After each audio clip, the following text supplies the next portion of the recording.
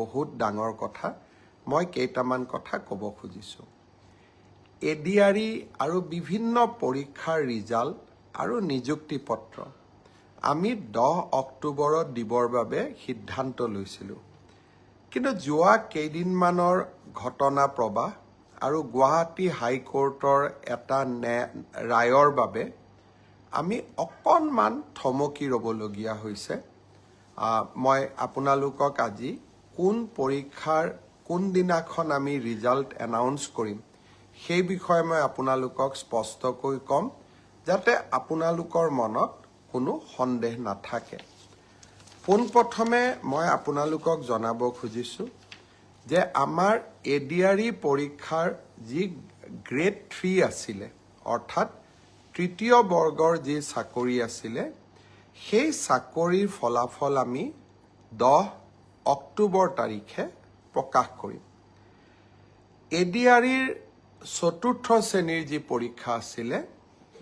প্ৰায় 5000 পদ আছিলে এই পৰীক্ষাৰ ফলাফল আমি 15 অক্টোবৰ তাৰিখে ঘোষণা কৰিম স্বাস্থ্য বিভাগৰ বিভিন্ন পৰীক্ষাৰ ফলাফল নন টেকনিক্যাল টেকনিক্যাল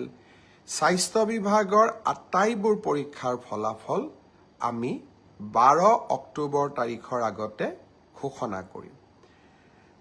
এলিমেণ্টাৰী প্ৰাথমিক বিদ্যালয়ৰ শিক্ষকৰ নিযুক্তিৰ বাবে আমি যি পৰীক্ষা বা আমি যিটো নিযুক্তিৰ প্ৰক্ৰিয়া আৰম্ভ কৰিছোঁ সেই পৰীক্ষাৰ ফলাফল আমি 15ৰ পৰা 20 অক্টোবৰৰ ভিতৰত প্ৰকাশ কৰিম তাৰ কাৰণ প্ৰাথমিক বিদ্যালয়ৰ শিক্ষক শিক্ষয়িত্ৰীৰ পৰীক্ষাৰ ফলাফল ঘোষণা কৰাৰ আগতে আমি গ্ৰেজুৱেট টিচাৰ আৰু পোষ্ট গ্ৰেজুৱেট টিচাৰৰ ৰিজাল্ট ঘোষণা কৰিব খুজিছোঁ যাতে অভাৰলেপিং নহয় অৰ্থাৎ প্ৰাথমিক বিদ্যালয়ৰ শিক্ষকৰ পদ নিৰ্বাচিত গ্ৰেজুৱেট টিচাৰ বা পোষ্ট গ্ৰেজুৱেট টিচাৰসকলে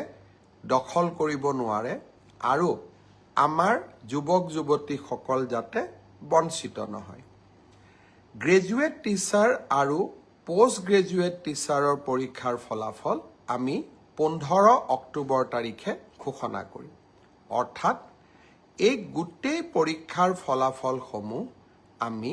20 অক্টোবৰ তাৰিখৰ আগতে আমি ঘোষণা কৰিবলৈ সক্ষম হ'ম আপোনালোকে এতিয়া সুধিব যে পুলিচৰ পৰীক্ষাৰ ফলাফল আমি কেতিয়া দিম সাব ইন্সপেক্টৰৰ ৰিজাল্ট বা ফায়াৰ ব্ৰিগেড আদিৰ ৰিজাল্ট আমি 10 অক্টোবৰ তাৰিখে দিম বা তাতকৈ আগতে দিম কিন্তু এবি আৰু ইউবি কনিষ্টবলৰ ৰিজাল্ট দিয়াৰ ক্ষেত্ৰত গুৱাহাটী উচ্চ ন্যায়ালয়ে এটা আমাক সাময়িকভাৱে বাধা আৰোপ কৰিছে আমি আশা কৰোঁ সেই বাধা আৰোপ অতিক্ৰম কৰি অৰ্থাৎ উচ্চ ন্যায়ালয়ক সন্তুষ্ট কৰি আমি এই মাহৰ ভিতৰতে পুলিচৰো এবি আৰু ইউবি কনিষ্টবলৰ ৰিজাল্ট ঘোষণা কৰিব পাৰিম এই গোটেই ৰিজাল্টৰ ফলাফলৰ লিষ্টখন দেখিলে আপোনালোকে ইতিমধ্যে গম পাইছে যে আমি 20 অক্টোবৰলৈকে যাবলগীয়া হৈছে কিন্তু মই প্ৰতিশ্ৰুতি দিছিলোঁ যে অক্টোবৰ মাহৰ ভিতৰতে 10 অক্টোবৰত আপোনালোকক নিযুক্তি পত্ৰ দিম 10 অক্টোবৰত মই নোৱাৰিলেও অন্তত 25-26 অক্টোবৰৰ ভিতৰত আপোনালোকৰ হাতত মই নিযুক্তি পত্ৰ তুলি দিম